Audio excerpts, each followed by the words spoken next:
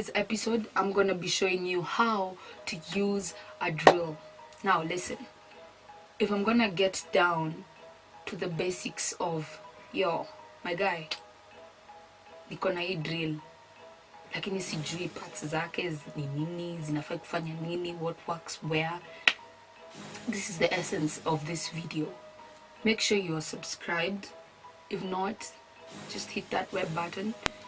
Yeah, let's get it. One, we have the depth gauge. This is a depth gauge. It has different measurements upper. So it's like when you put it on the drill, it helps you. If you have a certain drill bit that's this height and you're planning to drill maybe 2 inches into the wall, then this helps control that. I have never used this because so higher. 2, we have chuck. I call him Chuck Norris. This chuck. Here's chuck. Number 3, we have the locking screw for the depth gauge. Locking screw. You see this canini that looks like that depth gauge I showed you? Like this goes inside here. The one I told you I rarely use. That's why you see it's not even here. And here, with time, I also don't nowadays use this. It's only here because I really want to explain to you guys how it works. This is called an auxiliary handle. This is the handle. It enhances the grip. Does it make sense? Yeah. And then we have the drill impact action selector switch, which is here. Drill impact selector switch. So this one, what it does is on one side you can see there's a sign of a hammer, meaning you're trying to hammer something. What do you hammer? You hammer concrete. You don't hammer wood. So when you're drilling through concrete, you set it to this side. But when you're drilling through wood and steel, there's also this other side. You can see the sign, so you just set it that way. Make sure the drill is not connected to electricity because already there's some power running through and it's not good for the drill. As I spoil. And then there's a switch lock button. Switch lock button there. This. If you press this and then you run the drill, you've connected it. It will continuously drill, like move, because you've locked it to drill. If you lock it and it's not on, it might not move. But when you lock it and it's moving, it will continuously move until you unlock it. Make sense?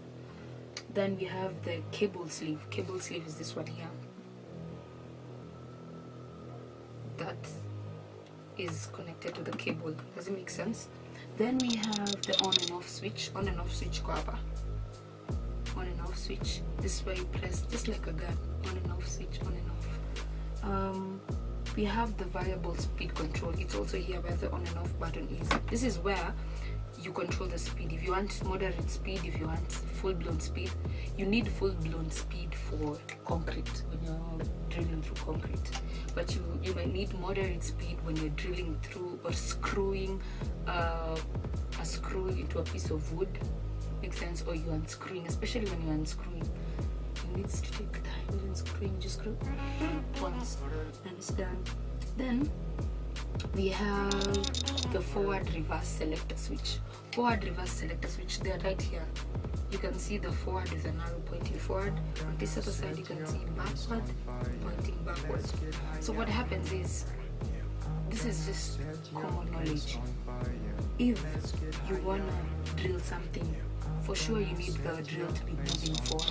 So it's forward. If you're screwing something, you need the drill, of course, to be moving forward. But if you're unscrewing, it's the other way around, anti-clockwise. So you need it to be moving backward because it's a reversal process of what you're doing.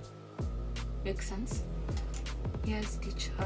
Okay, I'm trying to be as simple as I possibly can and not boring, because I had boring teachers as well.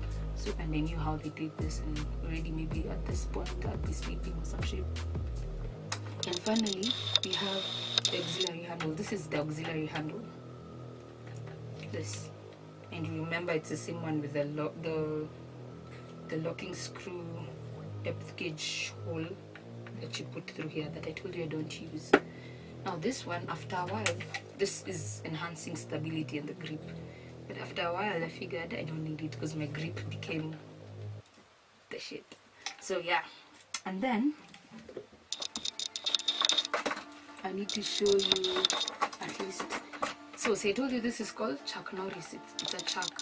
So this is a chuck key. So chuck key inakusaidia ku open up. It helps you open. So when you open up, that's like opening up. But when you're closing, it's clockwise. So once I open up, then I fit the drill bits. There are different drill bits, by the way. This is for concrete. It's not sharp pointed at the edge. We have for steel, and then we have for wood.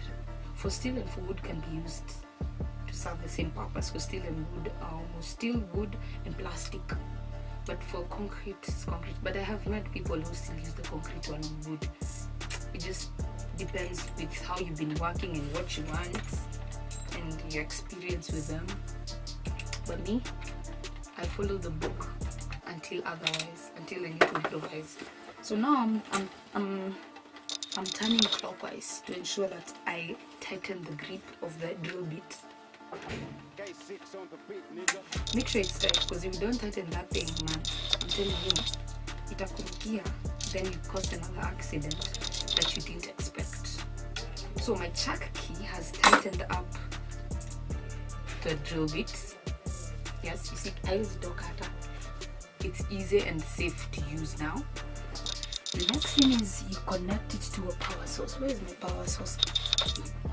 And then connect it to the power source. And guys, are you ready? Have you subscribed? If you haven't subscribed, I'm coming to drill you and give you another asshole. I'm joking. Subscribe, and now let me turn on the drill and let's screw things up.